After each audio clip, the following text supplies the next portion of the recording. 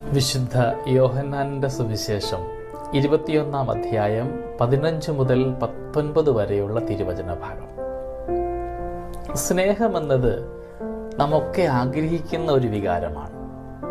സ്നേഹിക്കുവാനും സ്നേഹിക്കപ്പെടുവാനും ഒക്കെ ആഗ്രഹിക്കാത്തവർ ചുരുക്കവുമായിരിക്കും. നമ്മുടെയൊക്കെ ജീവിതത്തിൽ നാം സ്നേഹിക്കുന്നു എന്ന് പറയുമ്പോൾ അത് ആത്മാർത്ഥമായ ഒരു സ്നേഹമാണോ എന്ന് ചിന്തിക്കുന്നത് നല്ലതായിരിക്കും. സുവിശേഷത്തിൽ ഇന്ന് ഈശോ ചോദിക്കുന്നുണ്ട് പത്രോസിനോട്, നീ എന്നെ സ്നേഹിക്കുന്നുവോ എന്ന്. വളരെ പെട്ടെന്നായിരുന്നു പത്രോസിന്റെ മറുപടി, ഉവ്വ് കർത്താവേ, ഞാൻ നിന്നെ സ്നേഹിക്കുന്നു. രണ്ടാമത് വീണ്ടും കർത്താവ് ചോദിക്കുന്നുണ്ട്, ശിമയോനെ, നീ എന്നെ സ്നേഹിക്കുന്നുവോ എന്ന്. അവിടെയും ഉത്തരം അത്ര താമസിച്ചില്ല, ഉവ്വ് കർത്താവേ, ഞാൻ നിന്നെ സ്നേഹിക്കുന്നു. മൂന്നാം തവണയും ചോദിച്ചപ്പോൾ അത്ര പെട്ടെന്നായിരുന്നില്ല ഉത്തരം, മറിച്ച് ഉത്തരം ഇപ്രകാരമായിരുന്നു, കർത്താവേ, നീ എല്ലാം അറിയുന്നുണ്ടല്ലോ. പലപ്പോഴും നമ്മുടെ ജീവിതത്തിലും സംഭവിക്കുക ഇതൊക്കെ തന്നെയല്ലേ. നാമൊക്കെ വളരെ പെട്ടെന്ന് സ്നേഹിക്കുന്നെന്ന് പറയുമ്പോഴും ഒരു വൈകാരിക പ്രകടനം മാത്രമായിട്ടല്ലേ ഇത് മാറപ്പെടുക. ആഴത്തിൽ ഇരുത്തി ചിന്തിക്കുമ്പോൾ നമുക്ക് പറയാൻ പറ്റുമോ ചിലയിടങ്ങളിലെ സ്നേഹങ്ങളൊക്കെ ആത്മാർത്ഥമാണെന്ന്? ഉണ്ടാവാം, ഒത്തിരി ഇടങ്ങളിൽ നമുക്ക് ആത്മാർത്ഥത ഉണ്ടാവുമെങ്കിലും ചിലയിടങ്ങളിലെങ്കിലും നമ്മൾ സ്വാർത്ഥമായിട്ടല്ലേ പെരുമാറാറുള്ളൂ. നമ്മുടെ നേട്ടങ്ങൾക്ക് വേണ്ടി സ്നേഹിക്കുന്നു പറയുകയും സ്നേഹം കാണിക്കുകയും ഒക്കെ ചെയ്യുമ്പോൾ ഉള്ളിൻ്റെ ഉള്ളിൽ, ഹൃദയത്തിൻ്റെ ആഴങ്ങളിൽ അത് ആത്മാർത്ഥമായ ഒരു സ്നേഹമായിട്ട് മാറ്റപ്പെടുന്നുണ്ടോ എന്ന് ധ്യാനിക്കുന്നത് നല്ലതായിരിക്കാം. സ്നേഹം എപ്പോഴും പ്രകടിപ്പിക്കേണ്ട ഒന്നാണ്, അത് തിരിച്ചറിയേണ്ട ഒന്നുകൂടിയാണ്.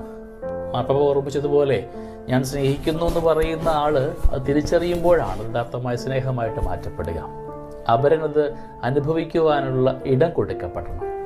സ്നേഹമുള്ളവരെ, നമ്മുടെയൊക്കെ ജീവിതത്തിൽ, ജീവിത ബന്ധങ്ങളിലൊക്കെ ആത്മാർത്ഥമായ ഒരു സ്നേഹത്തിൻ്റെ കണികകളാകുവാൻ, നല്ല കണ്ണികളാകുവാൻ നമുക്ക് തീരുമാനമെടുക്കാം.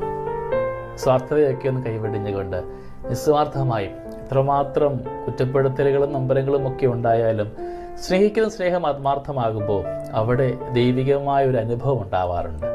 നമുക്ക് സ്നേഹിക്കാം പ്രിയമുള്ളവരെ, ചുറ്റുവട്ടമുള്ളവരെ, മാതാപിതാക്കളെ, സങ്കടപ്പെടുത്തിയവരെ കൂടെ പ്രകടിപ്പിക്കാൻ പറ്റാത്ത ഇടങ്ങൾ കൂടെ ഉണ്ടാവാം. അവിടെയും മനസ്സിൻ്റെ കോണിൽ നല്ല ഇടങ്ങൾ കൊടുത്ത് ഇന്ന് ഈശോ ചോദിച്ചതുപോലെ ചോദിച്ചാൽ നമുക്ക് ഉത്തരം പറയാൻ പറ്റുമോ?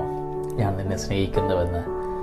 എൻ്റെ സ്നേഹം എവിടെയാണ്? ചിലപ്പോഴൊക്കെ ഒരുപാട് ബാഹ്യ ഇടങ്ങളിലേക്ക് എൻ്റെ സ്നേഹം കൈമാറിപ്പോകാറുണ്ട്. ഞാൻ പകുത്തു കൊടുക്കാറുണ്ട്. കൊടുക്കേണ്ട ഇടത്ത് മാത്രം സ്നേഹം കൊടുത്തുകൊണ്ട് നന്മയുടെ ഒരു പാതയിലേക്ക് ആക്കുവാൻ നമുക്കിന്ന് ദൈവത്തോട് കൂടെ ആവാം. ഞാൻ നിന്നെ സ്നേഹിക്കുന്നുവെന്ന് ചഞ്ചലിപ്പ് കൂടാതെ ആത്മാർത്ഥമായിട്ട് പറയാൻ പറ്റണം. ഞാൻ നിന്നെ സ്നേഹിക്കുന്നുവെന്ന് ചഞ്ചലിപ്പ് കൂടാതെ പറയാനുള്ള ധൈര്യം നമുക്കുണ്ടാവുന്നുണ്ടോ? ധൈര്യപൂർവ്വം പറയാൻ പറ്റണം കേട്ടോ.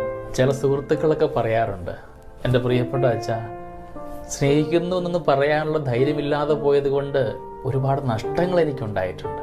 നമ്മുടെ അച്ഛനൊക്കെ പറയണം ആൾക്കാരോട്, സ്നേഹമുള്ളത് അപ്പം തന്നെ പറയാൻ, പേടി കൂടാതെ ധൈര്യപൂർവ്വം പറയാനുള്ള ഒരു ചങ്കുറപ്പുണ്ടാവണമെന്ന്.